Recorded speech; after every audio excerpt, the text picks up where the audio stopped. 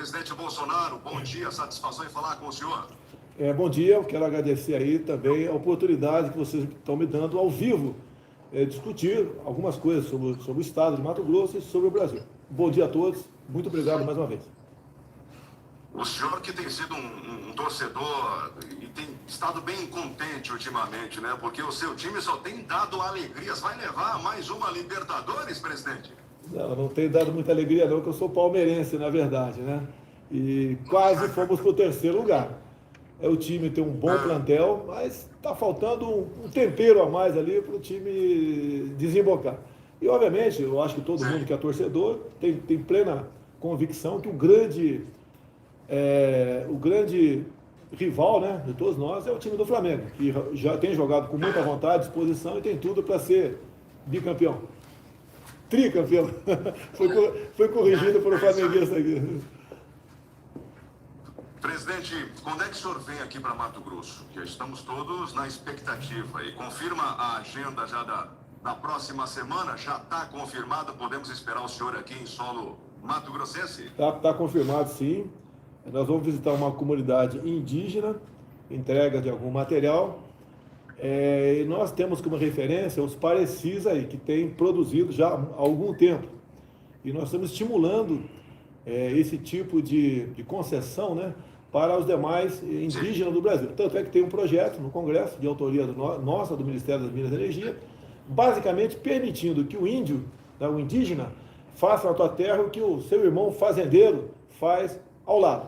Ou seja, a exploração, arrendamento, cultivo, mineração, usar os recursos hídricos para fazer PCHs ou hidrelétricas, asfaltar rodovias. Tudo isso nós estamos oferecendo ao indígena de forma facultativa. Se o índio não quer que faça nada lá, nada vai ser feito. Certo. O senhor confirma a agenda, então, para essa quinta-feira, é isso? Sim, para essa quinta-feira, basicamente, comunidades indígenas. Estarei com a presença do presidente da FUNAI para tratar desses assuntos. Na semana passada, tivemos aqui aproximadamente 300 indígenas, né, nos visitando e apoiando, obviamente, o projeto que está lá no parlamento. Porque sempre existe um embate, né? O pessoal do contra e o pessoal que é a favor. E nós estamos procurando atender realmente os indígenas. Porque o que eles querem? Eles querem trabalhar. Né? Você vê, eu tive a questão de 2, 3 meses na região de São Gabriel da Cachoeira e conversei lá com os tucanos e com os Yanomamis. E por coincidência, as 2 vezes que eu perguntei para eles, o que vocês precisam? Eles responderam, internet. Já botamos internet nessas 2 comunidades. Ou seja, eles querem interagir, eles querem progredir, eles querem trabalhar. E muitos dizem, né? Nós queremos vender o nosso produto com os recursos, satisfazer as nossas necessidades básicas, entre outras, do ser humano. Certo, certo. Justamente pensando nessa questão, terras indígenas, terras que são protegidas até por força de lei da União, presidente, a gente tem um outro embate que promete muito, até pressão internacional nesse momento, que é a chegada dos trilhos de rodovias federais, de ferrovias federais aqui em Mato Grosso. Como é que você tem acompanhado essa questão e a necessidade desses trilhos passarem aqui por nosso estado, presidente? Com o ministro Tarcísio, voltou-se, né, a falar, a sonhar com a volta do modal ferroviário. O mais importante para o Brasil é a ferrovia Norte-Sul, um pouco mais de 4.000 quilômetros. Quem vem lá do Maranhão passa por Goiás, passa mais para cima um pouquinho também, passa por Tocantins e acaba lá no Porto de Santos, em São Paulo. E depois tem o que a gente chama de costelas, né? Tem a Ferrovia Integração Oeste-Leste, tem a Ferrogrão, entre tantas outras. Isso é feito com recurso privado. O governo federal não tem dinheiro para investir nessa área, mas nós estamos estimulando e facilitando empresas que estão fazendo essas ferrovias no Brasil. Quando você vai para outra área, o modal aí rodoviário, você pode ver, grande parte da exportação de vocês vai mais para o norte na BR-163. Tinha 50 quilômetros que faltavam ser asfaltados. Essa rodovia começou a ser feita, na verdade, no tempo do governo Geisel ainda. Então, o Tarcísio, com a sua visão, providenciou recursos, né, para que esses 50 quilômetros que faltavam, mas que atrasavam uma semana ou 10 dias até, uma viagem para transportar o que vocês produziam, ele asfaltou isso aí e realmente foi um grande sucesso. Apenas uma pequena obra de 50 quilômetros que trouxe realmente muito alívio, trouxe aí facilidade para que o Centro-Oeste pudesse escoar a sua produção em direção lá à região norte. Presidente, o seu apoio no agronegócio, ele chega a ultrapassar 80%, segundo as pesquisas, segundo os dados que a gente tem aqui. Justamente pensando nesse desenvolvimento, na chegada de trilhos, né, para escoamento cada vez mais eficaz da nossa safra e não depender somente de pneus, de rodovias, né? Como é que o senhor pretende impulsionar, qual é a política de governo para a gente continuar desenvolvendo, crescendo e, ao mesmo tempo, cuidando dos índices de desmatamento, reduzindo esses índices aqui em terras mato-grossenses, presidente? Se até o momento você não ouviu nenhuma crítica, né, ao governo tocante desmatamento ou incêndio, é porque nós estamos fazendo a coisa certa. Então, como estamos diminuindo esses índices, a imprensa não toca no assunto. Agora, quando você fala do agronegócio, não é por acaso que o pessoal é simpático ao nosso governo. Você pode ver, os fazendeiros que estão nos ouvindo agora, eles não acordam mais preocupados em saber se foi publicado no Diário Oficial da União uma portaria iniciando a demarcação de uma nova terra indígena. Nós fizemos uma série de exigências, de modo que até o momento, né, em 2 anos e meio de governo, nenhuma nova terra indígena começou a ser demarcada. Também a questão de quilombolas. Lógico, não há muito, não sei se há muito dessa questão aí em Mato Grosso, mas no restante do Brasil nós também zeramos essa questão de quilombola. Também o homem do campo passou a ficar mais tranquilo quando nós conseguimos a posse de arma estendida para ele. O que é isso? O elemento comprava, o fazendeiro comprava uma arma e só podia usar dentro da tua casa. Nós ampliamos isso aí. Hoje o fazendeiro pode pegar o seu cavalo, a sua viatura e andar armado em toda a extensão da sua propriedade, inclusive comprando fuzis. Nós conseguimos, aí por decreto presidencial, permitir com que o homem do campo pudesse comprar fuzil. Não pode ser fuzil automático, a única diferença é essa daí. Outra questão para o homem do campo também foi a questão das multas, né? Geralmente o IBAMA chegava e era um festival de multas. Nós racionalizamos aí, multa é a última instância para ser aplicada por parte do IBAMA. E assim foi feito, uma multa racional, multa legal, e não uma multa abusiva, como sempre existia no passado. Então, basicamente, essas medidas trazem tranquilidade para o homem do campo. Porque se você for ver, por exemplo, aí não me foge aqui o nome de uma reserva que tem em Mato Grosso, de uma das rodovias que quando chega na reserva, são mais ou menos 50 quilômetros também, que não pode ser asfaltada por decisão judicial. Então nós estamos trabalhando para desbordar esses 50 quilômetros, vai dar mais ou menos 130 quilômetros, mais ou menos mais 80 quilômetros de percurso. Quando você fala 80 quilômetros, ida e volta, né, o excesso, são 160 quilômetros. Se você pega aí 3 litros de diesel, mais ou menos, ou 4, para cada, ou melhor, eu pego 3, 4 quilômetros por diesel, você vai ver que é 40, 45 de litros de diesel a mais para um caminhão bitrem, né, ir e voltar, levar sua mercadoria e voltar vazio. Então, nós não conseguimos resolver essa questão, uma questão judicial. Se você começa a demarcar mais terras, mais difícil fica para você escoar o que você produz aí no Centro-Oeste. Vai acabar o Centro-Oeste sendo um local não apropriado para a agricultura, porque o escoamento, o frete aos locais de consumo, aos portos, passa a ser muito, muito caro. Então, essas questões que nós adotamos, e não é fácil, que tem pressões internacionais contra a gente, e não são fracas, não são poderosas pressões internacionais para desmoralizar o governo, para desgastar, para falar que ele não gosta do índio, que ele não trata bem a questão ambiental. Isso, logicamente, vai impactando a gente. E a gente luta contra isso. E o homem do campo reconhece vendo que agora ele tem paz. Você vê, o homem do campo nunca esteve tão bem como estão atualmente. Então, é o nosso trabalho. O governo federal tem que ter uma missão, não atrapalhar quem produz. E, obviamente, ajudar, facilitar a vida dessas pessoas.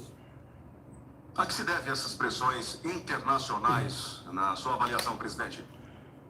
Olha, o Brasil aí alimenta mais de 1 bilhão de pessoas, né, fora do seu país.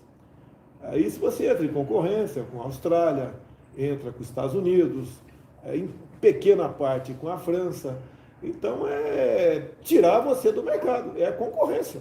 Nós somos um país aqui que tem essa sua vocação, né, voltada para o agronegócio. E essa vocação foi descoberta lá no governo Médici, com Alisson Paulinelli, né, quando o Cerrado praticamente não existia, ninguém queria saber de nada dessa região, e ele mandou engenheiros para fora do Brasil, especial para os Estados Unidos, Europa, alguns até para o Japão, onde aprenderam novas tecnologias e voltaram para cá. E o Cerrado passou a ser uma coisa maravilhosa. Antigamente ninguém queria para ir e tudo mudou com Alisson Paulinelli no governo Médici. Então essa concorrência, né, negócio, não faz bem para os países que produzem aquilo que nós cultivamos aqui. Então esse é o motivo desse desgaste enorme, né, que vem de fora para dentro do Brasil. Certo. Recentemente, o governador Mauro Mendes anunciou, até depois de visitá-lo em Brasília, depois de uma ampla reunião, anunciou a primeira rodovia estadual aqui em Mato Grosso, né? O senhor acredita que iniciativas como essa, elas merecem ser incentivadas também em outros estados do Brasil, presidente? Olha, ninguém pode ser contra a iniciativa de governos estaduais criar novas rodovias ou duplicá-las ou conservá-las. É tudo bem-vindo, sem problema nenhum. O ministro Tarcísio, no meu entender, não tem nada a se opor no tocante a isso daí. Parabéns por essa iniciativa. Obviamente, a gente espera que seja um asfalto de qualidade e não conhecido casca de ovo por ocasião de épocas que antecedem as eleições. É apenas isso. Não conheço as rodovias do Mato Grosso, é natural, né? Mas nesse caso é ferrovia, presidente. Ah, bom, você fala ferrovia. Aí é outra história, muda um pouquinho de figura. O Tarcísio tem todo um planejamento para concessões dessas ferrovias. Tá?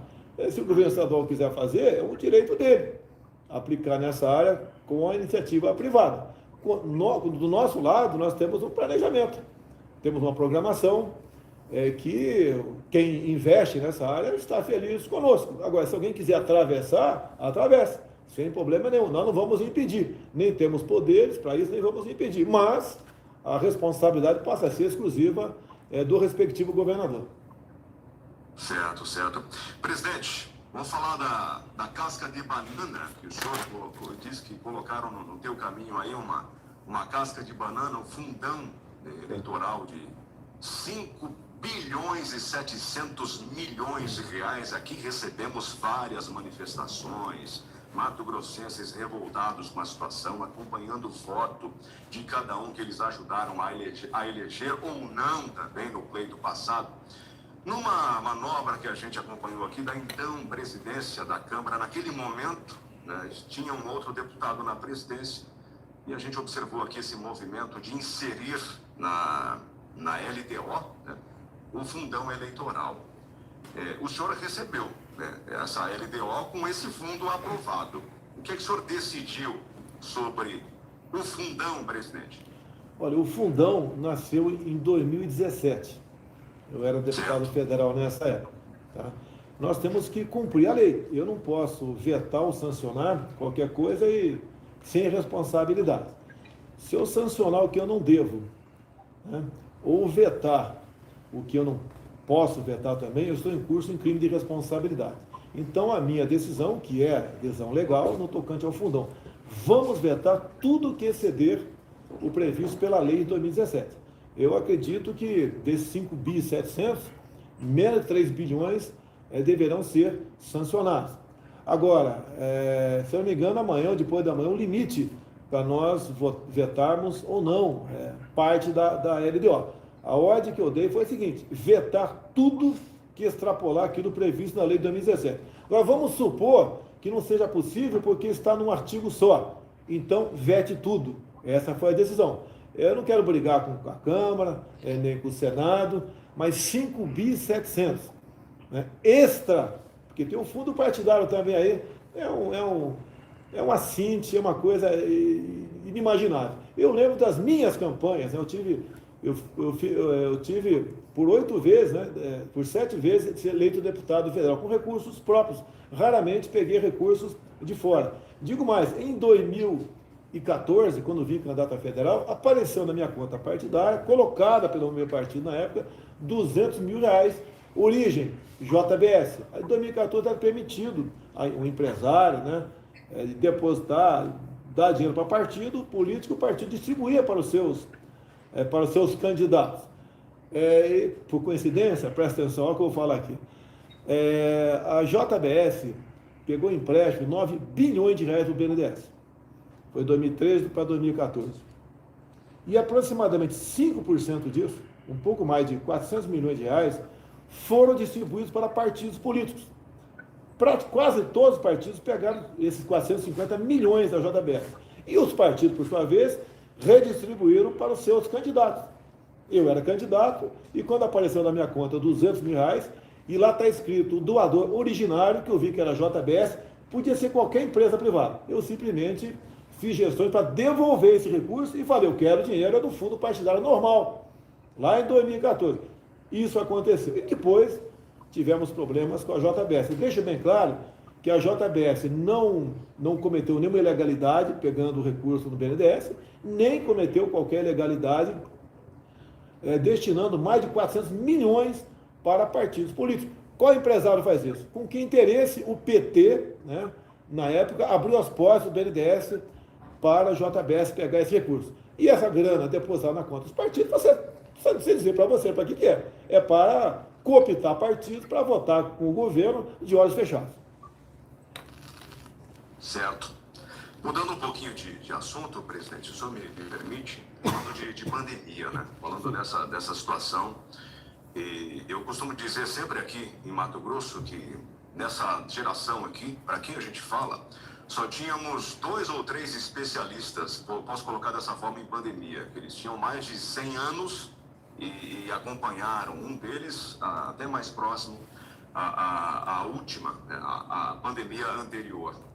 E agora a gente está vivendo essa situação que travou, que tirou muitas vidas, deixou muitas famílias órfãs, muitas famílias em luto, e que travou a economia. A gente está vendo aqui pessoas sofrendo. Aqui em Cuiabá teve uma cena que ganhou o país todo, que é a fila do ossinho. Uma fila que, tradicionalmente, um açougue faz doações de ossos, um pouquinho de carninha, né, nesses ossos, e essa fila ela tem aumentado muito nos últimos meses, a fila do ossinho. E a gente precisa até entender um pouco mais o seu posicionamento. O senhor tem sido muito criticado em relação ao isolamento social, em relação ao andamento da vacina no Brasil, né? A gente precisa entender se há perspectivas aí de flexibilização até quanto ao uso de máscara, por exemplo, enfim, sobre a variante Delta. Qual é o momento que a gente está vivendo na sua concepção, no seu governo, presidente? Quanto às vacinas, nosso governo tomou todas as providências. Não existia vacina para comprar no passado, bem como no início do ano não tinha vacina disponível para todo mundo. Tirando os 4 países que produzem vacina, o Brasil é o que está mais na frente. Só para o estado aí de Mato Grosso, nós distribuímos 3 milhões e 100 mil doses, onde foram aplicadas 2 milhões e 300 mil. Ou seja, nós fizemos nossa parte no tocante à vacina. Lá atrás, eu sempre fui contra comprar vacina ou fazer contrato para comprar vacina sem a certificação da Anvisa. Nós temos que ter responsabilidade. E sempre disse, só vamos pagar depois que receber. Assim foi feito. Nós temos um governo sem corrupção, 2 anos e 7 meses depois do início do mesmo. Vamos agora para a questão do pessoal que está aí tomando uma sopa aí, rala, com ossinho. Realmente é triste. Mas olha só. No tocante a empregos formais com carteira assinada, nós terminamos 2020 com mais empregados que dezembro de 2019. E no corrente ano, a média mensal de novas carteiras assinadas ultrapassa 200 mil. No tocante ao emprego formal, o Brasil está indo bem. Lá atrás também, eu falei que temos 2 problemas pela frente. O vírus e o desemprego. Devemos tratar os 2 com a mesma responsabilidade de forma simultânea. Eu fui achincalhado pela mídia nacional. Inclusive, um slogan que o pessoal deve ter na cabeça, quem está nos ouvindo, que foi cumprido, né, em grande parte pelos governadores, era o seguinte: fique em casa que a economia a gente vê depois. Não era isso? Fique em casa que a economia a gente vê depois. E aproveitava para me ofender, me achincalhar, dizendo que não estava preocupado com a vida das pessoas. Estava preocupado com a vacina passando pela Anvisa e para nós não destruirmos empregos. No tocante de emprego formal, carteira assinada, nós ganhamos, porque tomamos medidas, não só no tocante ao Pronamp, ou a questão do bem, são projetos do governo que ajudaram quem tinha empregados, mantê-los empregados. E isso foi tocante ao pessoal de hotéis, restaurante, turismo, de maneira geral, o comércio de maneira geral. O cálculo nosso, que nós, de acordo com os pedidos, conseguimos manter, né, mais de 11 milhões de pessoas empregadas. Agora vamos para o outro lado. O fica em casa, a economia a gente vê depois. E eu critiquei total irresponsabilidade dos governadores que fecharam tudo. Irresponsabilidade. Porque ele pegou, aproximadamente, no Brasil, 38 milhões de pessoas que viviam na informalidade. Que é a informalidade? É aquele cara que vende churrasquinho de gato, vende água, vende picolé na arquibancada, tá? Que vive, que conserta um defeito na descarga da tua casa. Esse cara, ele é autônomo. Quando determinou que esse pessoal ficasse em casa, o pessoal botando a polícia na rua, alguns fechando rodovias, decretando toque de recolher, lockdown, confinamento, essas pessoas que em grande parte trabalhavam durante o dia para sustentar a tua família, para comer à noite, perderam seu ganha-pão. Imagine, 38 milhões de pessoas, você bota os familiares, 100 milhões de pessoas que foram jogadas aqui na miséria, para morrer de fome. Tá? Então, o que nós fizemos? Coisa rapidíssima, de poucas semanas, criamos um programa chamado Auxílio Emergencial, que 68 milhões de pessoas passaram a se beneficiar. Só aí no estado de Mato Grosso, né, foi, até o momento, 5 bilhões e meio de reais. Aproximadamente 1 milhão de pessoas. Só o ano passado, o gasto com auxílio emergencial foi equivalente a 13 anos de Bolsa Família. Agora, a informalidade, daí você pergunta, uma coisa esquisita, né? Como é que pode, se o governo está dizendo que criou empregos e o número de empregados sobe? É questão de metodologia. Como o IBGE trata o número de empregados no Brasil? Se tem uma pessoa, um vizinho teu, que está aí 1, 2, 3, 10 anos sem trabalhar, para o IBGE ele está empregado. Essa pessoa, sem trabalhar de forma formal, carteira assinada, a partir do momento que o informal não tinha mais ganha-pão, ele foi procurar emprego. Ele era tido como empregado, porque não procurava emprego, mas quando ele foi procurar emprego, passou a ter tido como desempregado. Por isso subiu o número de desempregados no Brasil. O que a gente espera? Com a vacinação, se volte à normalidade. Agora, quem fechou o comércio, tá? Quem te obrigou a ficar em casa, quem botou na tua cabeça que todo mundo te vê depois, não fui eu. Eu não fechei um botequim sequer no Brasil. Porque eu sabia que o vírus matava, mas também a fome mata. Então vem as críticas para cima da gente, as mais variadas possíveis. Porque é muito fácil você estar do lado da maioria, que estava errada no meu entender. Quando falo em tratamento precoce, se você perguntar na tua rádio aí, na tua casa, né, quem pegou o vírus, que tomou, a grande maioria tomou ivermectina, hidroxicloroquina. Agora tem um novo produto aí, que, lógico, não tem comprovação científica, chama-se proxalutamida. Eu tomei hidroxicloroquina. Então, o que eu fiz? Eu busquei uma maneira de atender o povo, mas não eu, capitão, o presidente Jair Bolsonaro, junto com médicos, junto com embaixadores pelo mundo afora que nós temos. Por que nesse estado aí, nesse país, está morrendo menos gente? E eles passavam informações para a gente, além de pessoas que entendiam do assunto. Então, não é que eu sou charlatão, sou curandeiro, nem inventei nada. Eu dei uma alternativa. Você pode ver, a grande quantidade de medicamentos cobertos no Brasil são por acaso. Até a questão da disfunção erétil. Por acaso descobriu-se aquilo que chamou depois de Viagra, de Cialis. Então tem um montão de velho aí tendo filhos, que não esperavam mais ter a vida sexual, por acaso. Na Guerra do Pacífico, quando o soldado chegava ferido, não tinha mais como alguém doar sangue para ele. Todo mundo que podia doar já doou. E deu os médicos, na hora, começaram a fazer o quê? Nós temos que tentar salvar o cara. Não tem sangue, tem que injetar alguma coisa no braço dele. E acabaram injetando na veia dele o quê? Água de coco. E salvou Centenas de pessoas na Guerra do Pacífico. Essa questão agora, por que essa onda toda contra o tratamento precoce? É porque, será que é um grande negócio por parte da indústria farmacêutica para comprar vacinas? Olha o que está acontecendo com a Coronavac. Ninguém tem coragem de falar. Gente que tomou as 2 doses, foi infectada e está morrendo. Mas por que está morrendo? Porque ela acreditou nas palavras do governador de São Paulo, que ele tuitou, dizendo o seguinte: quem tomar as 2 doses da Coronavac, se for infectado, jamais morrerá. E a pessoa fica em casa, né? Eu tomei as 2 doses, eu não vou morrer. E acaba morrendo. O que eu recomendo? Não sou médico, mas recomendo. Procure um médico. Se ele receitar o tratamento precoce, faça, mesmo você tendo sido vacinado 2 vezes. Agora, quantos chefes de Estado do Brasil têm coragem de falar isso aí? Mas fica escondido em casa, fica acusando o presidente, que inventou a hidroxicloroquina, a ivermectina. Inventaram até que a hidroxicloroquina causava arritmia no coração. E não é verdade. A Sociedade Europeia de Cardiologia diz que a hidroxicloroquina não causa arritmia. Os nossos habitantes da região amazônica sempre têm em casa hidroxicloroquina para tratar do que? Da malária. Então, a malária, o lúpus, entre outras coisas. Não tem problema nenhum. Eu tomei, no dia seguinte estava bom, estava arrebentado, cansado, né? Perguntei para o médico, né? Ele falou: olha, tem todos os sintomas. Imediatamente, o que eu fiz? E daí, doutor, vamos de hidroxicloroquina? Ele falou: vamos. O médico assinou embaixo, eu tomei, sem problema nenhum. E recomendo que procure um médico. Porque se você esperar ir para casa, mesmo vacinado, até sentir falta de ar, para voltar de novo ao hospital, que eu chamo de protocolo Mandetta, pode ser tarde demais.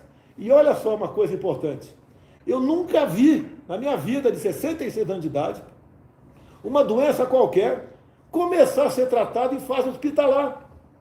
Você tem que tratar no começo. Se você está com 38 graus de febre, não pode alguém falar: quando estiver 40, procure um médico, um farmacêutico, ou sua avó, seja lá o que for. Tá? Você deve começar a tratar aquela febre com 38, a partir de 38 graus. Uma mulher que sente no seu seio que tem lá algo duro, algo esquisito, alguém vai falar para ela: vá para casa, quando você sentir que tem o equivalente a um ovo de galinha, daí você procura um médico. Vai ser tarde. É o homem que está urinando com dificuldade. Vá para casa, quando você não conseguir urinar mais, procura o médico. Vai morrer por câncer de próstata. É a primeira vez na história do mundo que eu ouço, né? Ouvi do Mandetta, nosso primeiro secretário, ministro da Saúde. Vá para casa. Quando estiver sentindo falta de ar, procura o médico. Eu sou mergulhador profissional. Se eu tiver numa missão, que tem que ser uma missão curta, né? 30, 40 metros de profundidade, e o teu cilindro, você tem que começar a chupar o ar com força para respirar.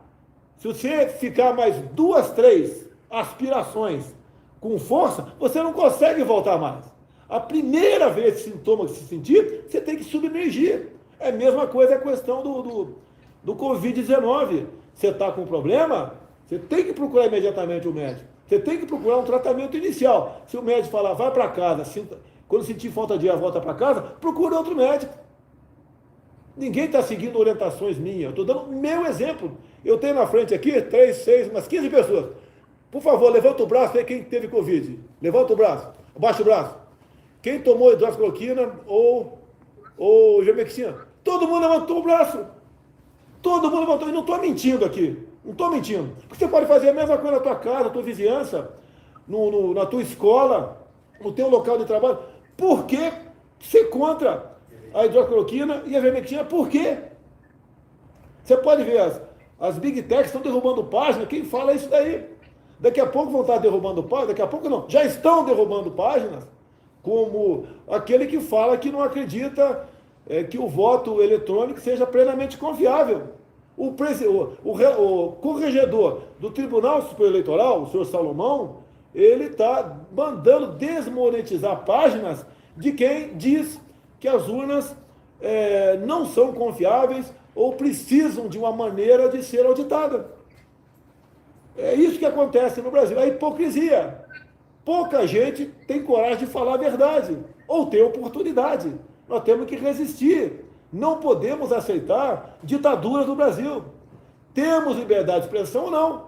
Daqui a pouco pode, se a rádio de vocês começar a maioria a defender isso ou aquilo, que alguém do Supremo ou do TSE não concorde, vai tirar do ar a rádio de vocês. Isso não pode acontecer. Nós temos liberdade no Brasil e devemos lutar por essa liberdade. E digo mais, se está difícil lutar enquanto você tem liberdade, imagine depois que você vier a perdê-la.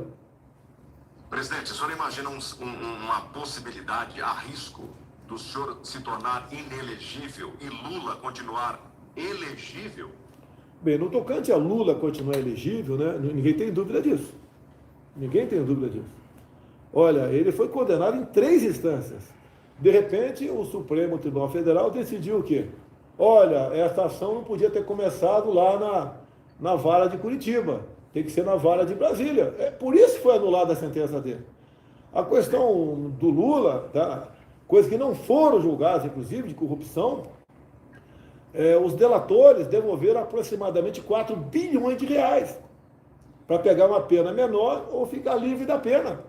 É uma prova inconteste de que houve corrupção. Como era o governo Lula e Dilma? Loteamento. A Petrobras ficava com um grupo de partidos, Banco do Brasil, Caixa Econômica, estatais, bancos oficiais. Era dessa forma. E daí você tinha 2, 3 casos de corrupção, né, por semana que vocês noticiavam.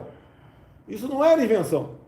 Eu posso citar certas coisas do nosso governo para vocês, que é obrigação nossa, não é virtude.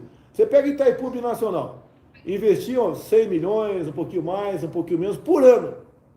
Itaipu Binacional. Quando nós assumimos, só o ano passado, foram 2 bilhões e meio de investimento.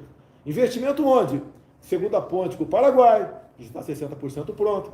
600 metros a mais na pista de Foz do Iguaçu, que nos próximos dias já começa a pousar voos internacionais. Tá? Uma nova ponte lá em Porto Murtinho, para o Paraguai, que sai do papel o ano que vem. Tá? Nós atendemos mais de aproximadamente 40 municípios no noroeste do Paraná. Você vai para os Correios, que foi o mensalão começou no Correio em 2014. Tá? E era uma empresa que dá prejuízo ou um pequeno lucro, né? Sempre ali no 0 a 0. Tá? O ano passado apresentou um lucro de 1,5 bilhão de reais. Esse ano, só no primeiro semestre, já foi mais de 1,5 bilhão de lucro. Você pega, por exemplo, o BNDES, o que foi emprestado dinheiro para países comunistas. Está comigo o relatório. Se vocês quiserem, eu faço, tem que ser 1 hora. Eu debato com vocês o dinheiro do BNDES emprestado para certos países. Eu vou te adiantar uma coisa, só a título de aperitivo para vocês. Quando você está agendando 1 hora a mais, hein? Vamos agendar. Você vê uma coisa, um aperitivo aí. Pô, se você, um banco, ou você mesmo empresta alguma coisa para alguém, você tem que falar, se você não pagar, como é que fica? Não, eu entrego meu cavalo, eu entrego minha casa, minha fazenda, minha bicicleta. Não é assim? Sim. Quase $1 bilhão para Cuba. Sabe o que Cuba ofereceu para a gente receber, se não pagarem? Ofereceu charutos. Charutos. E está lá no processo. Você imagina você comprar quase $1 bilhão em charutos cubanos. É inacreditável. A Venezuela, por exemplo, ela não paga o empréstimo também na casa do bilhão para nós. Foi feito muita coisa lá, metrô, um montão de coisa lá. E o ano passado, o que foi obrigado a fazer? Porque quem era o avalista do dinheiro emprestado para a Venezuela, sabe quem era? O Tesouro. Sabe quem é o Tesouro? Todo mundo está nos ouvindo aí. Então, ano passado, por volta de 200 milhões de reais, ou 300, mais ou menos, tá? Nós pagamos para o BNDES, nós, porque eu sou Tesouro, pagamos para o BNDES. Sabe de onde é que veio esse dinheiro? Do FAT, Fundo de Amparo ao Trabalhador. Era assim que funcionava o Brasil. Era assim. Você pode ver, quando você volta para os Correios, né, tem lá um fundo de pensão, como as estatais têm um fundo de pensão. Tá? E elas fazem negócio no mercado para ter dinheiro para pagar os aposentados. Então, por exemplo, o Postales, que é o fundo de pensão dos Correios, comprou papéis de que empresa de que país? Da Venezuela. Pagou aquele papel, o dinheiro foi para lá, para a Venezuela, da turma do Chaves, tá? E esse dinheiro sumiu. Porque a empresa não valia nada. Era assim que era governado o nosso Brasil. Então não tinha como dar certo. E não é, quando você fala pressões internacionais, do agronegócio, internamente também. Toda vez que toca fogo no ninho de rato, é um montão de gente com dinheiro que se volta contra a gente, que compra parte da mídia, tá? Que mente, que contrata alguns políticos ou ex-políticos para falar mal de você. Tá? Você pode ver, quando eu falo que eu sou ditador porque eu decretei sigilo em 100 anos sobre a minha vinda dos meus filhos aqui no Alvorada, é verdade. Por que é verdade que eu falo? Porque tem uma lei que permite, no tocante à minha intimidade, eu decretar sigilo. Como é que pode? Que tem a lei de acesso a informações. O Globo, a Folha, o Estadão, querem saber que dias os meus filhos estiverem em casa. É minha vida particular. Se meu filho me visitou semana passada, retrasado, ano passado, ninguém tem nada a ver com isso. Qual a acusação? Por que quero saber se meu filho esteve aqui ou não? Meus filhos, qual a acusação? Eu tenho 5 filhos, um mora comigo que é menor de idade. Qual a acusação contra os 4? Onde a Polícia Federal está investigando qualquer um deles. Agora estão investigando por fake news. É um absurdo dos absurdos. Fake news. Se é fake news, investigue a Folha, o Estado, o Globo, o Antagonista, que é uma fábrica de fake news. É mentira o tempo todo. Agora, a minha intimidade é a de qualquer um. Essas emissoras de rádio para poder falar com a sociedade, presidente. Sobre a questão do ano que vem, vamos pensar um pouquinho já em 2022. A gente sabe que o senhor tem uma aprovação considerável aqui em Mato Grosso, tem muito apoio aqui em Mato Grosso, isso é notório, principalmente do setor agro. A gente precisa saber quem é que pode estar com o senhor no ano que vem, fazendo palanque aqui para Bolsonaro no estado de Mato Grosso, presidente. Olha, eu evito falar isso daí, porque toda vez que você cita um grupo, etc., eu passo a ter problemas dentro do parlamento. Eu preciso aprovar coisas para o bem do Brasil. Eu não posso pensar em política. Aí, Mato Grosso, eu sou muito simpático ao deputado Medeiros. Não nega mais nada além disso. O resto eu converso com todo mundo, não tenho compromisso com ninguém de Mato Grosso, nem de estado nenhum do Brasil. Raramente eu tenho um contato com outra pessoa. Logicamente, elas têm interesse, eu também tenho interesse, mas esse time vai ser formado a partir do início do ano que vem. Se trazer para dentro agora desse turbilhão que a gente vive, né, de problema que a gente vive aqui, a gente complica mais a situação do Brasil. E o povo tem necessidade, nós estamos com inflação alta, a previsão é 7% nesse ano, fruto dessa política do fica em casa, a economia te vê depois. Porque a pandemia trouxe uma inflação de alimentos no mundo todo, não foi só no Brasil, no mundo todo. E nós temos que buscar a solução para isso. A ministra Tereza Cristina trabalha arduamente. A gente não vai tabelar nada. A gente não vai chegar para o homem do campo e falar o seguinte, ó, a partir agora, por 30 dias, está proibido exportar carne bovina para diminuir o preço internamente. Isso não existe. A Argentina acabou de fazer isso, não deu certo.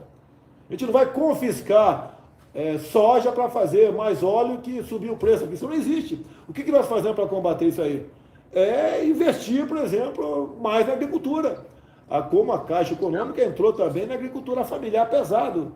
Como o Plano Safra entrou mais pesado, mais recursos para a agricultura familiar, que é aquilo que a gente mais consome aqui. É ampliar os nossos horizontes. É dar meios para o do campo produzir mais.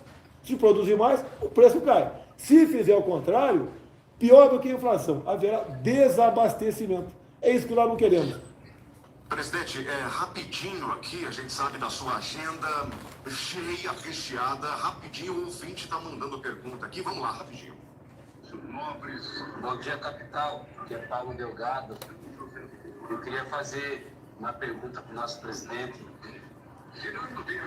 Presidente, o povo brasileiro está cansado de ver o STF passando por cima, passando rodo na nossa Constituição, né? Soltando bandido e prendendo inocente. Qual a atitude que o senhor vai tomar com essas atitudes do STF? E nós estamos cansados já de ver tanta pisando na nossa Constituição. Paulo Delgado, tenha um bom dia. Ô, Paulo Delgado, olha só. Bom dia. Paulo Delgado? Primeiramente, gostaria de parabenizar pelo excelente trabalho. O senhor vem dizendo que não foi a presidência que causou a ruptura entre os poderes. Inclusive, o senhor vai buscar um meio correto, que é o impeachment, para tentar tirar os ministros do STF, Barroso e Alexandre de Moraes. Eu gostaria de saber do senhor, como parlamentar que ficou lá durante 30 anos, se esse processo vai ganhar corpo, se existe essa harmonia entre legislativo e executivo. Bom dia. Presidente. Olha só. Primeiramente, ninguém nunca me viu atacando a Constituição Federal. Muito pelo contrário, eu sempre falo e tenho agido dentro das 4 linhas da Constituição. Tá? Também nunca ninguém me viu atacando 11 ministros do Supremo Tribunal Federal. Quem fala isso está mentindo, porque não tem como provar. Eu critico pontualmente, como alguns senadores, alguns deputados, alguns ministros, como eu sou criticado também. Isso faz parte da vida democrática. O que o Paulo Delgado disse, bem como outro que eu não peguei o nome dele, isso está na boca do povo, não sou eu que estou dizendo. O Lucas, né? Então, Lucas, isso está na boca do povo. Está previsto um grande movimento, né? Um ato público em São Paulo, aqui em Brasília, mais algumas capitais, em defesa da democracia, da liberdade, tá? Contra a interferência de alguns ministros, de alguns no seara de outro poder. É isso que está acontecendo. O que nós políticos, né, temos em mente, para nós políticos, é a pessoa, governador, é prefeito, é presidente, e os parlamentares, que é o vereador, deputados, senadores, nós temos que ouvir o povo. É a voz do povo aí que tem que dar o norte para nós. Mas não pode alguns poucos ministros, algumas poucas autoridades se tornarem dono do mundo, dono da verdade. Quando eu falo do ministro Barroso e do ministro Alexandre, eu estou falando de 2 dos 11 ministros supremos. Então, quem diz, como nesse programa já disseram, que eu ataco os 11 ministros, né, por outra pessoa, não está falando a verdade que um ministro lá foi indicado por mim. Ele não poderia, ele não mudou a linha que ele está tendo em relação ao que eu conhecia ele do passado. Agora, você pode ver, não pode um ministro do Supremo, caso o Alexandre de Moraes, ele mesmo abre um inquérito, ele investiga, ele julga, ele prende. Não tem nem a participação do Ministério Público, nada. Ele abriu agora um inquérito de fake news sobre a minha pessoa, sem ouvir o Ministério Público. Vai fazer diligência? Vai fazer uma busca e apreensão na minha casa? Vai me sancionar nas mídias sociais, por acaso?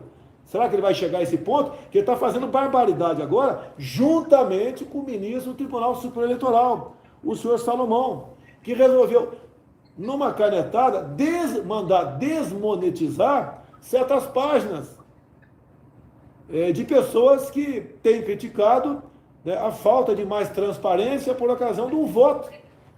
Por exemplo, quem fala que o voto é auditável ou desconhece, ou está mentindo. Que nós temos 2 laudos da Polícia Federal, 2016 e 2017, dizendo que as urnas não podem ser auditadas e precisam do voto no papel. Bem como eu tenho um inquérito da Polícia Federal sobre as eleições de 2018, onde está bem claro ali, o próprio TSE responde que o hacker esteve por 8 meses dentro do TSE, que teve acesso ao código-fonte, que teve a senha do ministro Banhos e de outro servidor, que depois o próprio TSE, quando a Polícia Federal pede os logs todos ficam as digitais. O que foi feito? O que o TSE responde? Assinado embaixo? Apagamos os logs. Então nós queremos a transparência.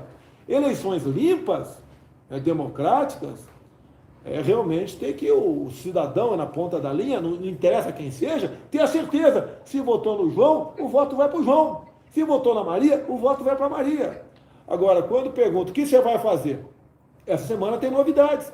Dentro das 4 linhas da Constituição, temos novidades pela frente. Eu vou entrar com o pedido de impedimento, né, dos ministros no Senado, colocar lá. O que o Senado vai fazer? Está com o Senado agora, independência. Eu não vou agora tentar cooptar senadores, né, de uma forma ou de outra, oferecendo alguma coisa para eles, etc, para eles votarem o impeachment deles. Eu não vou fazer como o senhor Luiz Barroso fez, do TSE, que foi para dentro do parlamento, reunir com lideranças partidárias, e após a reunião, no dia seguinte, a maioria das lideranças resolveu trocar os integrantes da comissão por parlamentares que votariam contrário à PEC do voto impresso. E depois também, né, nós estamos vendo agora governadores apoiando o Supremo, sem problema apoiar o Supremo. Mas quem é que está atacando o Supremo? Onde é que o Supremo não está fazendo a sua parte, indo além da sua parte? Nós queremos equilíbrio. Nenhum de nós, chefe de poder, é maior do que o outro. Né? Então, o que eu estou fazendo é dentro da lei. Agora, alguns falam, o TSE vai te tornar inelegível ano que vem. Baseado no quê? Pelo que eu estou sabendo, isso é mais que uma fumaça, parece que é um pequeno incêndio, tá? Baseado em fake news. Ah, porque ele está tentando contra a democracia, porque quer o voto impresso auditável. É um direito meu, é um direito do cidadão mais humilde que está nos ouvindo aí. Quero transparência. Então, tem certas coisas que aconteceram em 2018, como o próprio TSE diz, respondendo na Polícia Federal, que carece de meios para você realmente ter a certeza de quem você votou foi para aquela pessoa. Nós continuamos, então, o Lucas e o Paulo Delgado, nós continuamos dentro das quatro linhas. Do lado de lá, já saíram das quatro linhas, em alguns momentos já saíram. A gente espera que volte para a normalidade, que ninguém quer uma ruptura.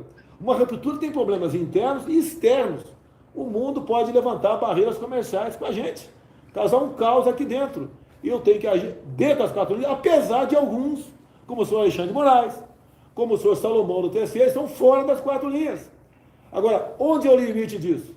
Eu sou leal ao povo brasileiro. O povo vai estar na rua dia 7. Tá? Eu tenho um evento em Brasília, ainda não falei se vou participar ou não do evento de Brasília São Paulo, mas se eu sou presidente, eu posso participar, como você, que não tem mandato, não pode participar também. O povo é que tem que nos dar o norte do que nós devemos fazer. Quando é que o senhor vai decidir a sigla para a disputa das eleições no ano que vem, presidente?